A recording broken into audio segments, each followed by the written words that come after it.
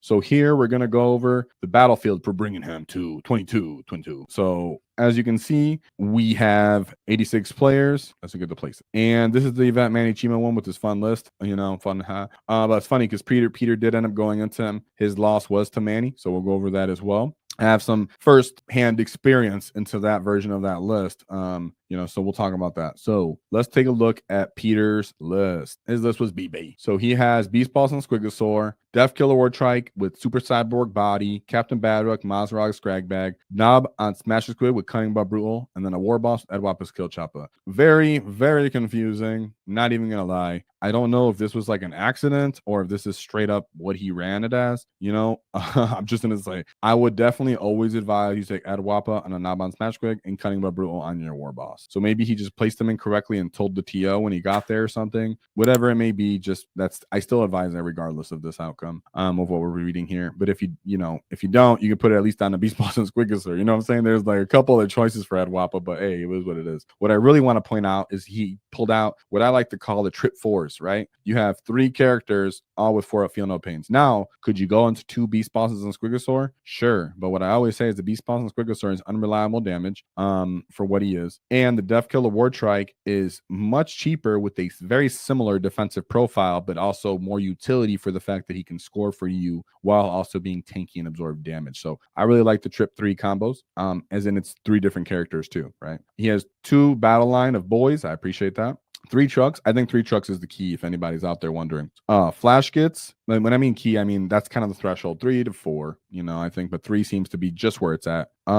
Flash kits, 2 units of grots, 1 big unit of knobs. I'm really into big unit knobs. I see people using the 5-man units with the War Boss. I just argue that it doesn't do proper skirmish trades unless it's against power armor. So if you're in a power armor heavy meta, go ahead and use those. They'll have much more value. But if you're going to run into other armies like a Tyranid or a Demon or, just whatever it may be off top of your head, like, the knobs with the War Boss non-wall turn are not doing any. So, into those kind of units. So I like to bring the War Boss in a big unit, pop Unbridled Carnage, get stuck in, annihilate what I need to annihilate, and keep going. And then that also brings more utility out of Cunning but Brutal, which is what I assume he actually put on the War Boss. If not, that's what he should put. Then he has Squighog Boy, the Big Brick, 2 Storm Boys, and then a Warbiker unit. So this is very much like almost exactly the kind of list I have run or would run. Feels really good. It has a bunch of different utility for scoring, for killing, for durability. You can play tactical on here and or fixed really in some matchups. So very nice, very good list. Very well-rounded list, I would say. So let's take a look at his first matchup. He went into Estimate Totem, and the list is called Tanks Everywhere. Hey. So we have Tank Commander, Baneblade, Basculus, Lehman Rush Demolisher, Rogel, Dorn, Battle Tank. So he has about, 5 tanks, including one of them is a Baneblade. Or 6 tanks, sorry. And then he has 3 Basilisk. There you go. That's his list, right? Very much killy, and depending on what terrain you're playing on, this could be horrifying, right? This is very much as an Orc player, you're like, I think, as bad as it sounds, I think you might just be like, I'm going to, deploy the trucks in a hidden way, I guess, if I can stage better, but I might just go on the front line and just hope I go first. Just because it's a ton of tanks, they can't really keep you off them if you go first and you close the distance, and you can start tagging them and you can actually punch through them with some of your units, keep playing. If they do decide to allocate resources into just killing Maz straight up, and he can tank a ton of their shooting too. So I would very much, if I don't go first, if I'm gonna put most things on the line, probably besides the trucks, because if I don't go first, then they're going to definitely shoot the truck and then hit the units inside with the Basilisk, because he doesn't have Manticores to reliably pop my trucks. So the trucks will stay hidden, but everything else I might just decide, like, I'm just going to put you on the line and just try covering distance and jump to terrain, because I need to close the distance on you, and just not allow you to just pick me apart with all your tank shots. So they do have to come forward with their tanks. That's the funny part also. So they might not respect you, and then they run into you, and you get your Orcs in there, and you start popping dev wounds into them.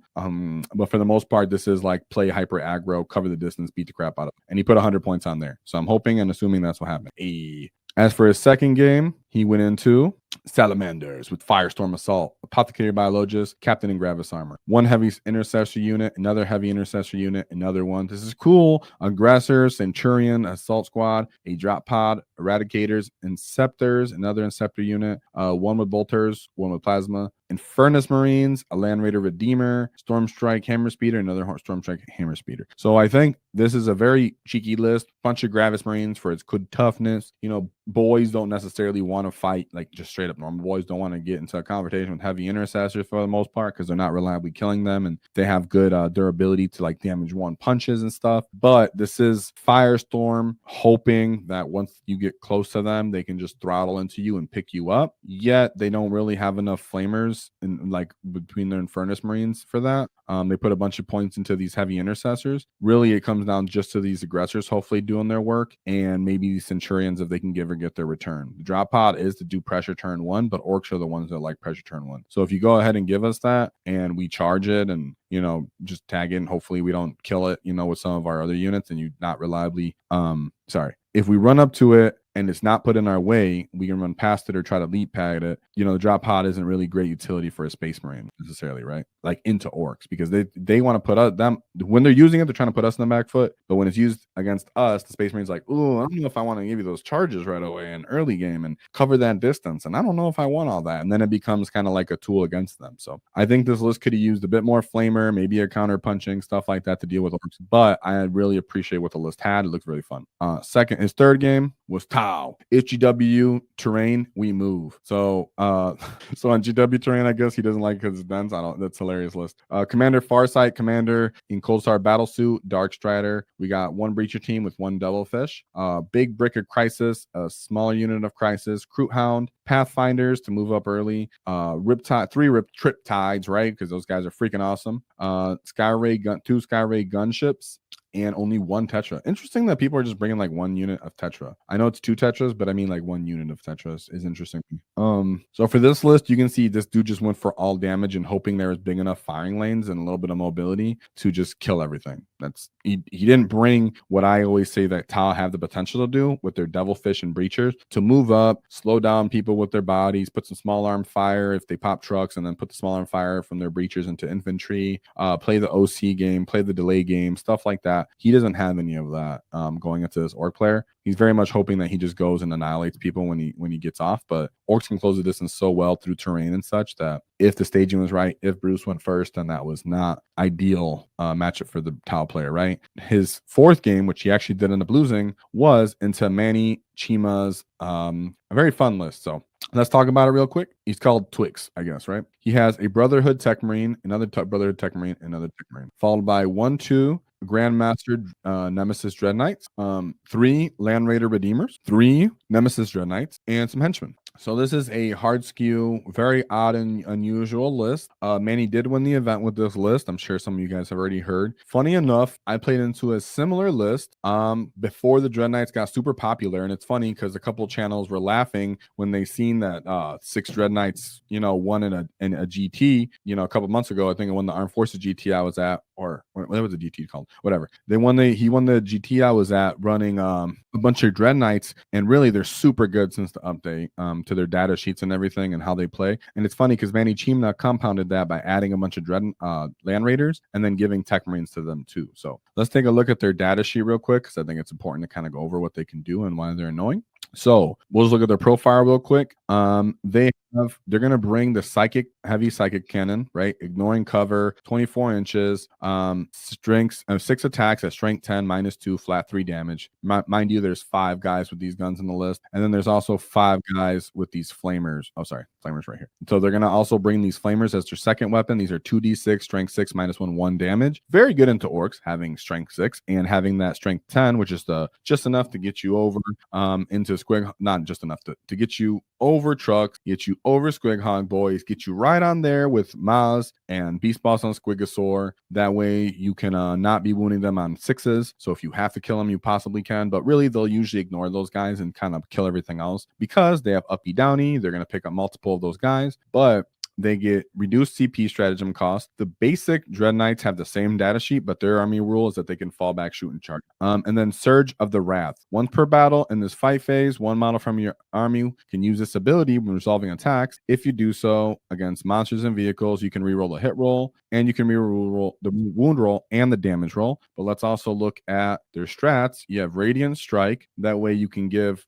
devastating wounds to any psychic weapons. Not that they would necessarily do that often. That's something more for paladins, but they very much could do it if they're using that Radiant Strike already on something else, or they really want to throttle damage into you. And last but not least, what's really important when you're an Orc player to understand is Mists of Deimos, which is in your movement phase, just after an enemy unit ends a move, if they within 9 inches of you, you can move 6 inches, as the Dread Knight can move 6 inches if wherever he wants to, or he can just jump back into Deep Strike. So if he does have to kind of get in the way, he will kind of, if you try to close the distance on them, then he'll just kind of jump away. So if you're the Orc player and you're going second into this kind of list, which I did, he very much is going to ask you, are you calling the wall? No? Okay, now I know this is the range I got to be to stay away from you, shoot you up. Oh, are you calling the wall this turn? Very much stay back, put the Land Raiders first into you, or whatever he has on the list. And then the Dread Knights will sit back and shoot and then come interact with you again the rest of the game when they're ready.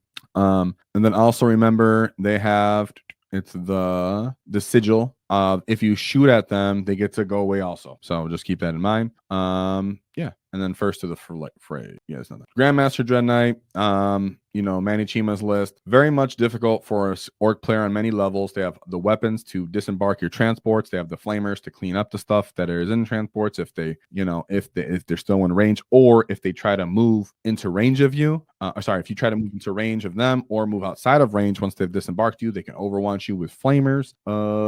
Obviously the uppy downy thing is a problem too. So if they get into your backfield, they can start destroying you. And then all these Land Raiders are sitting there stat checking you, hoping to go overwatch you as well with their Flamestorm cannons, or they're getting reliable damage from the Tech Marines, giving them +1 to hit and healing them. Or if you hurt the Grey Knight Dread Knights, not that the Orcs could with shooting, but say you did, then you can heal them and then jump back and give them +1 to hit from the Tech Marines. So a lot going on here. Obviously it won the event, but that's very much not only for Peter was that difficult, but for everybody it was difficult, but very much for Orcs. I can understand why that was difficult. I went to Eric Fortman, shout out to Eric Fortman, Team America player, and he, pretty much did the same thing to me. So I understand. So then we have, last but not least, his final matchup where he sought redemption. It was the Adeptus Sororitas. This person did bring Morgan Vault, a Palatine, but that's it. Then he brought Battle Sisters, Arcoflagellants, Repentia, Retributors, not interesting. Seraphim, Zephyrim, Castigator, 2 Exorcists, Mortifier, Paragon, Warsuits, Immolators, and Rhino. The one thing on here that you didn't notice is he doesn't have as many of the jetpack people between the Seraphim and the Seraphim.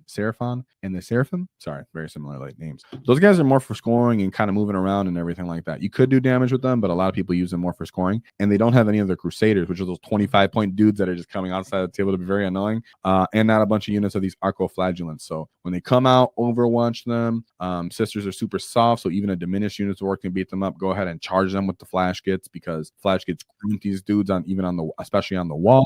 So it's not an easy matchup by any means, but because he has less units, as he went for a little expensive and brought vehicles and all these kind of things, he ended up not having all the crazy activations, which ends up being the more difficult part of dealing with Sisters of Bad. Fantastic. So with that, shout out to Peter Bunce, Peter Bunce for the Great WAAAGH, for doing a great job. You get going 4-1 at that super major, getting 5th place, putting up some very great, good, pretty fantastic scores. I appreciate you. If you see this, hopefully you can give a shout out and let us know if I missed anything, because I like to know. I appreciate the list though with the trip fours. If you enjoyed the clip, check out the full video here. If you'd like to see more tactics, click here. Let's get stuck in, lads!